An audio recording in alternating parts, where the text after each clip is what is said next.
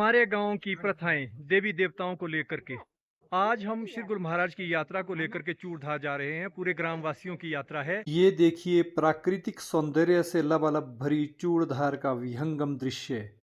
सभी व्यूवर्स को प्यार भरा नमस्कार। दोस्तों, अब हम आपको ले चल रहे हैं प्रकृति के उस दृश्य को दिखाने के लिए जो समुद्र तल से 12,000 फुट की ऊंचाई पर स्थित है। ये देखिए, ये चूड़धार के लिए जाने वाला रास्ता है जो पुराने समय में जाता था, और साथ में कुछ पर्यटकों के लिए यहाँ ठहरने के लिए कुछ टेंट्स भी हैं और कुछ हट्स भी हैं। जो यात्री, जो टूरिस्ट यहाँ रुकना चाहते हैं, यहाँ भी रुक सकते हैं। चूड़धार तक पहुँचते पहुँचते देखिए आप हमें किस किस तरह के दृश्य देखने को मिलते हैं। यह है जस्कर पर्वत श्रृंखला का अंतिम छोर, जहां प्राकृतिक विविधता में प्रकृति की एकता के दिग्दर्शन होते हैं। चूड़धार के चरणों से निसृत सुरसरिता सदैव कल कल छल छल वेग के साथ आगे बढ़ती रहती है। इस देव नदी की तलहटी में ही शिरगुल देवता के भ्राता बिजट महाराज का देव मंदिर भी स्थित है। बिजट देवता का यह मंदिर सरहा नामक ग्राम में स्थित है। बिजट देवता के इस मंदिर में शिल्प स्थापत्य एवं आध्यात्मिकता का मंजुल मिश्रण हुआ है। इस युगल मंदिर के शिखरों की ढलानदार छत को अगर हम सरसरी नजर से देखें तो हमें हिमालय की गिरिमालाओं के होने का भ्रम होता है।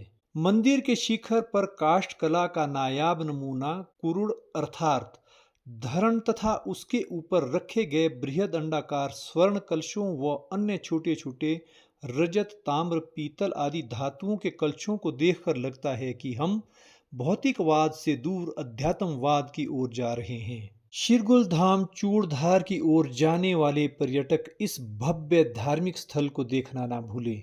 यहाँ पर्यटकों और यात्रियों के ठहरने के लिए भी अच्छी व्यवस्था उपलब्ध रहती है और चूड़धार तक जाने के लिए दूरी भी कम रह जाती है। आइए अब चूड़धार की ओर प्रस्थान करते हैं तथा रहा दर रहा पड़ने वाले अनेक रम्य प्राकृतिक स्थलों को भी आप देखते रहिए। किस तरह से प्रकृति ने यहाँ अपनी सौगात दी होती है। यह वह हालदा जुबड़ है जहाँ पर्यटक अपने ठहरने के लिए टेंट भी ले सकते हैं और इन हट्स में भी विश्राम कर सकते हैं। इसी हालदा जुबड़ से पुराने समय से चला आ रहा पैदल पथ भी चूड़धार की ओर जाता है, लेकिन यह पैदल पथ एकदम खड़ी चढ़ाई वाला है। यहाँ से चूड़धार की दूरी केवल 5.5 किलोमीटर रह जाती है। अगर आप ट्रेकर हैं और नेचर लवर हैं तो इस रास्ते पर चलना कभी ना भूलें। दोस्तों, जब हम चूड़धार यात्रा के लिए जाते हैं तो हमें रास्ते में इस तरह के विशालकाय वृक्ष देखने को मिलते हैं जिनको देख करके मन अत्यंत प्रसन्न हो जाता है। ये देख रहे हैं आप किस तरह से चारों ओर ग्रीनरी है, किस तरह से चारों ओर वेजिटेशन है। ये सारे देवदार के वृक्षों का जंगल है और इतने घने वृक्ष है और इतने मोटे वृक्ष है जिसको देख करके हमें बहुत ही सुखद अनुभूति होती है। चूड़धार की ओर गंतव्य स्थान का एक अन्य पड़ाव है जो मुंडालानी के नाम से जाना जाता है। वहां तक वाहन योग्य सड़क है।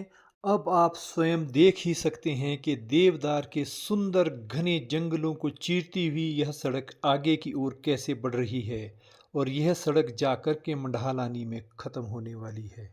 मूलतः यह विचारणीय विषय है कि सड़कों के बनने से हमारी देह को तो अवश्य आराम मिला है, लेकिन इसके विपरीत सड़कों के निर्माण से जंगलों से असंख्य पेड़ काटे गए तथा बहुत अधिक वनस्पतियां नष्ट हुई।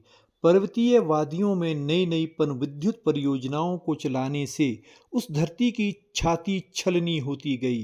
परिणाम स्वरूप प्रकृति का संतुलन बिगड़ता गया। पहाड़ों पर बर्फ गिरना बंद हो गया। 12 महीने बहने वाली नदियों का जल स्तर गिरने लगा। भूमंडलीय तापमान बढ़ने से ऋतु चक्र में आमूल परिवर्तन आने लगे। बादल बिन बरसे जाने लगे। पीने के पानी की कमी महसूस की जाने लगी। जिस देश में कभी दूध की नदियां बहती थी वहां आज पानी की बोतलें बिकने लगी हैं। ये लीजिए, राष्ट्र निर्माण की बात करते करते हम मंडालानी भी पहुंच ही गए हैं। यह वह अंतिम छोर है जहां तक वाहन जाते हैं। इसके बाद चूड़ चांदनी तक पहुंचने के लिए पैदल पथ है। यहीं से चूड़धार के लिए पैदल यात्रा शुरू होती है।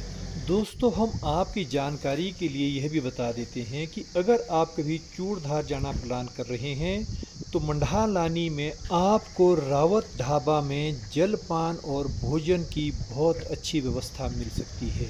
और अगर कभी आवश्यक हुआ तो यहाँ रात्रि के ठहराव के लिए भी व्यवस्था मिल ही जाती है। यहाँ ध्यान देने योग्य यह बात भी है कि मंडालानी खंड के अंतर्गत ही देवदार के घने वृक्षों की सीमा समाप्त हो जाती है। इसके पश्चात समुद्र तल से अधिक ऊंचाई होने के कारण यानी 8000 फीट से अधिक ऊंचाई वाले स्थानों पर रई, तोश इत्यादि के वृक्ष पाए जाते हैं। और जब हम 10,000 फुट से ऊपर चले जाते हैं तो हमें वृक्ष बिल्कुल भी नजर नहीं आते हैं। आप भली भांति देख ही पा रहे हैं कि देवदार के वृक्षों ने किस भांति पृथ्वी को अपनी जकड़न में रखा है। पृथ्वी पर फैली यह देवदार की जड़ें जंजीर की भांति फैली है, जिससे इस धरती पर भूस्खलन आदि की संभावनाएं भी इन वृक्षों की जड़ों के कारण कमोबेश ही रहती है।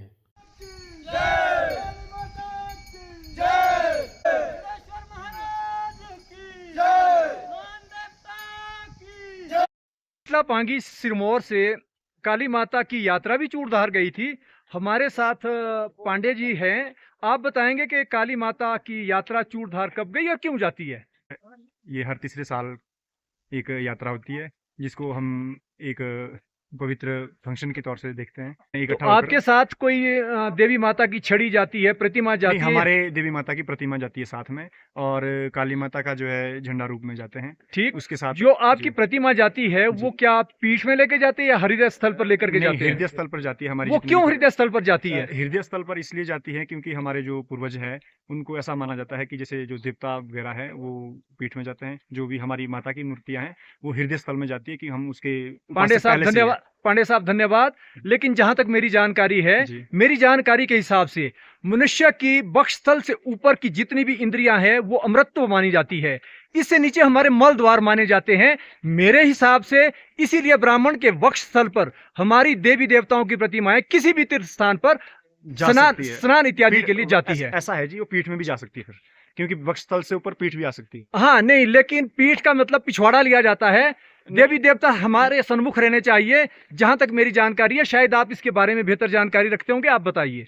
नहीं, ऐसा तो उतनी ज्यादा तो जानकारी नहीं है, आप बता रहे हैं वैसा ही है। पर यह है कि कुछ एक जैसे देवी देवता वगैरह होते हैं, जैसे हमारे कुछ और भी यात्राएं आती है, उसको जो हम गोंडा एक टाइप होता है उसमें बिठा के उसको पीठ में ले जा सकते हैं। लेकिन जितनी भी हमारी माता की मूर्तियां हैं वो वक्षस्थल से ऊपरली साइड इसलिए जाती है क्योंकि हमारी जो पिता की स्थान जो होता है वो सर पे रहता है, और जो माता का स्थान रहता है वो हृदय पे रहता है। वैसे मैक्सिमम जो इसलिए माता की मूर्तियां जो है वक्षस्थल पे चल जाती है। धन्यवाद पांडे जी, आपका शुक्रिया। चूड़धार के लिए केवल शिरगुल महाराज की यात्राएं ही नहीं जाती है, बल्कि गुगा महाराज की यात्रा भी जाती है। ये देखिए हमारे साथ पीछे खड़े हैं, ये रुसलाह शाख से चुपाल का ही एक परगना है। शाख रुसलाह से गुगा महाराज की यात्रा लेकर के आए हैं और ये वापस अब अपने रुसलाह जा रहे हैं। विभिन्न देवी देवताओं के यात्रुओं के साथ बातचीत करते करते हम चूड़धार के आंचल में पसरे एक समतल मैदान पर पहुंच गए हैं, जो कालाबाग के नाम से जाना जाता है।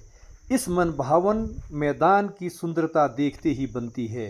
यहाँ हर एक यात्री विश्राम के लिए काफ़ी देर तक बैठता है और यहाँ आकर के वह अपने सुख की बहुत गहरी अनुभूति लेकर के जाता है। लोकमानस में पीढ़ी दर पीढ़ी कर्ण श्रुति वेद से बढ़ी लोक गाथाओं के अंतर्गत वर्णन आता है कि शिरगुल देवता के दो भाई बिजट देवता और चंद्रेश्वर कालाबाग नामक स्थान से ही इस मृत्यु लोक से लोप हो गए थे।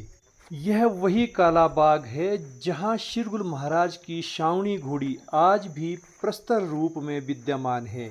आइए आपको ले चलें अब शावणी घोड़ी के समीप। दोस्तों, आज हम जैसे कि गांव से एक सामूहिक तीर्थ यात्रा पर निकले हैं। हमारा तीर्थ है चूड़धार। चूड़धार की एक पवित्र घोड़ी जो शिरगुल महाराज को दिल्ली लेकर के गई थी।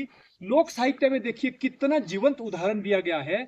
उसमें कहा गया है, दोत्र चाण राजा भूखड़ू दूध मारण चले देवा दी लिए खांडा पार खी लिए खांडा पार चील को शाव गोड़। ये वो है शाव गोड़ लील को शाव गोड़ कौशन ले कौशी गोड़ चमाठिया ले छिटक गोड़ दी लिए। ये वो शावी घोड़ी है जिस पर शिरगुल महाराज यहाँ से सवार होकर के दिल्ली गए थे। फिर वापस दिल्ली जब यात्रा से आते हैं, यहाँ से चूरू ने एक पत्थर अभिमंत्रित करके भेजा था, जिसको गोड़ी कहते हैं, वो यहाँ से भेजी थी दिल्ली, और वो दिल्ली गई थी। दिल्ली से जब श्री गुरु महाराज वापस आ रहे थे, सबसे पहले ये शावक गए, शावक के बाद फिर यहीं किसी काराबाग पर वो काली घोड़ी आई, और उसके बाद श्री गुरु महाराज और असुर में यहाँ द्वंद्व शुरू होता है। यह बहुत बड़ी लंबी वार्ता है, इस पर हम अलग से बात करने वाले हैं। इसके बाद चूड़धार की ओर यात्रा आरंभ करने के लिए प्रस्तरशिलाओं के बीच एक बहुत ही संकरी गली सी पड़ती है, जिसे स्थानीय बोली में उड़रकवाड़ नामक नाम से जाना जाता है। अब आप देखेंगे कि हम अब शीघ्र ही चूड़धार पहुंचने वाले हैं। ये लीजिए, अब हम बात बात में चूड़धार पहुंच ही गए हैं। ये जो बहुत बड़ा भवन दिख रहा है, ये चूड़ेश्वर सेवा समिति की सराय है। इसमें यात्रियों के ठहरने और खाने के भोजन की निःशुल्क व्यवस्था है। इस सराय के ठीक ऊपर श्री गुरु महाराज का नवनिर्मित मंदिर है। इस नवनिर्मित मंदिर के ऊपर इस वर्ष 11 अक्टूबर 2024 को कुरुड़ यानी धरण स्थापना की जानी है। हमारे गांव के शिरगुल मंदिर से निकली देव जातर भी चूड़धार के शिरगुल मंदिर तक ही आती है, और शिरगुल देवता की प्रतिमा को चूड़धार में बने इस नव मंदिर में शिरगुल देवता के मूल शिवलिंग के साथ स्थापित कर दी जाती है। रात्रिकालीन बेला में शिरगुल महाराज की पूजा के साथ हमारे गांव के देवता शिरगुल की भी पूजा की जाती है। अब देखिए ना, प्रातःकालीन बेला में 12,000 फुट की ऊंचाई पर शिरगुल देवता का स्नान करवाने से पूर्व ब्राह्मण को इस प्रकार से स्नान करना होता है। देवता और मनुष्य के स्नान के लिए जल इन्हीं पवित्र बावड़ियों से लिया जाता है। जनश्रुति है कि इन पवित्र बावड़ियों में जल की अजस्त्र धारा शिरगुल देवता के तेज और प्रताप की वजह से पूरे वर्ष भर प्रवाहित रहती है। शिरगुल महाराज की देवगाथा चूड़धार में बने शिरगुल मंदिर में शिल्पियों द्वारा काष्ठ शिल्प पर कुछ इस प्रकार से उकेरी गई है। देव स्नान के पश्चात अब हमने चूड़धार के आकर्षण का केंद्र बिंदु लिंगोरा टीबा की ओर अपनी यात्रा प्रारंभ कर दी है। शिरगुल देवता मंदिर चूड़धार से यह टिंबा लगभग 1.5 किलोमीटर की ऊंचाई पर स्थित है, जहां शिवजी महाराज की कंक्रीट में बनी प्रतिमा के दर्शन भी होते हैं। ये देखिए वही देवस्थल जो समुद्र तल से 12,000 फीट की ऊंचाई पर स्थित है। जनश्रुति है कि इस तीर्थ स्थल के दर्शन मात्र से ही मनुष्य के जन्म जन्मांतरण के पापों का क्षय हो जाता है। इसके अतिरिक्त यहाँ यह भी ध्यान देने योग्य बात है कि पर्यटन की दृष्टि से भी यह स्थान अत्यंत मनमोहक और अत्यंत रमणीय है, क्योंकि यहाँ से जिस तरह के भूदृश्य दिखते हैं वह शायद ही किसी और स्थान से दिख पाते होंगे। आप भी देख लीजिए चूड़धार से बनने वाले भूदृश्य का नज़ारा। वैश्वीकरण और भोगवाद की लालसा से जल, थल, आकाश और वायुमंडल पूरी तरह दूषित हो चुका है। लौकिकता से अलौकिकता की ओर जाने का मार्ग अगर किसी को ढूंढना है तो वह एक बार चूड़धार अवश्य जाएं और इस टिंबा पर अपने आप को समाधिस्थ रहने का प्रयास करें। अब हम चूड़धार के इस टिंबा से वापस शिरगुल मंदिर चूड़धार की ओर जा रहे हैं। चूड़धार मंदिर के समीप पहुंचते ही हमें मिली गुगा महाराज की एक टोली, जो गुगा महाराज की लोक गाथा का गायन कर रहे हैं। शिरगुल मंदिर चूड़धार के साथ महात्मा की एक कुटिया है। जैसा कि आप देख ही रहे हैं, यह कुटिया 12 मास खुली रहती है। यहाँ महात्मा जी पूरे 12 मास रहते हैं। अगर बर्फ 20-25 फुट भी गिरती है तो भी महात्मा जी इसी कुटिया में अपना जीवन यापन करते हैं। चूड़धार में शिरगुल महाराज के मंदिर में शिरगुल महाराज की शिवलिंग के दिव्य दर्शन करने के उपरांत अब हमारी यात्रा वापस गांव की ओर निकल पड़ी है। अब आप देख ही सकते हैं कि हमारे गांव की संस्कृति कितनी समृद्ध है। शिरगुल देवता की जातर से वापस आने पर गांव वालों ने किस तरह से शिरगुल देवता के जय घोष के नारे से और किस गर्मजोशी से शिरगुल देवता का स्वागत किया है, यह आप खुद ही देख रहे हैं। ग्राम देवता शिरगुल की जातर को लेकर आपको यह ब्लॉग कैसा लगा? अगर आपको ब्लॉग अच्छा लगा हो तो वीडियो को लाइक करना और चैनल को भी सब्सक्राइब कर लेना। चूड़धार यात्रा यानी चूड़धार ट्रैकिंग ब्लॉग को लेकर वैचारिक तादाद में बिठाने के लिए कमेंट बॉक्स में कमेंट करें, क्योंकि संपर्क और संवाद से ही किसी भी ब्लॉग के भीतर दिए गए कंटेंट की छवि निखर कर आती है। अगले ब्लॉग में आपसे शीघ्र ही मुलाकात होने वाली है। तब तक स्वस्थ रहिए, मस्त रहिए। जय हिंद।